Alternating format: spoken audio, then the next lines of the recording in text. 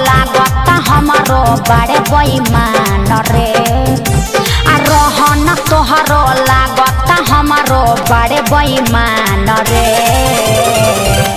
बुझला हो जाई लफड़ा सुनू रे गोरकी होई हिरान रे।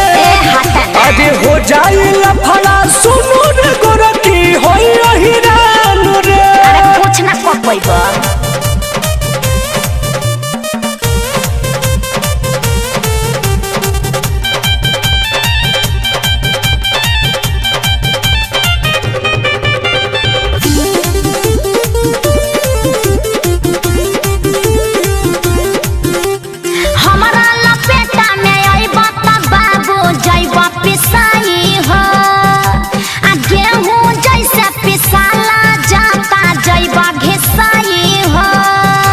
तू मानो इहे जानो हई खाती हिरान हो।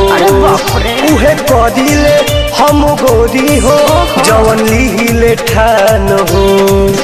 अरे हमारा भीड़ी देखा बजनी बाबू अपन गुमान रे। हमारा भीड़ी देखा बजनी बाबू अपन गुमान रे।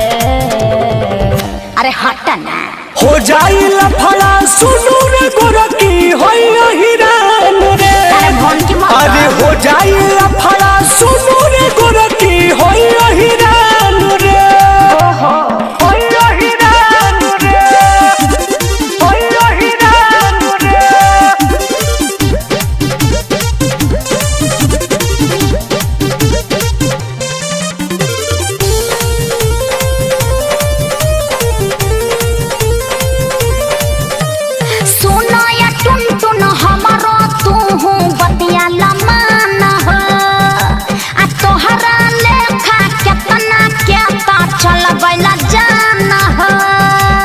हमरा से धोखा कके दूसरा के हाथ बाह धइले।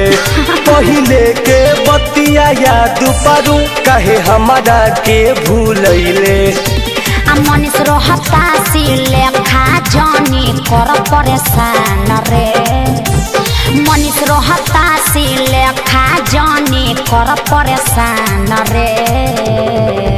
बुझला नु हो जाई लफड़ा सुनू रे गोरकी होई हिरान रे। अरे जाना अरे हो जाई लफड़ा सुनू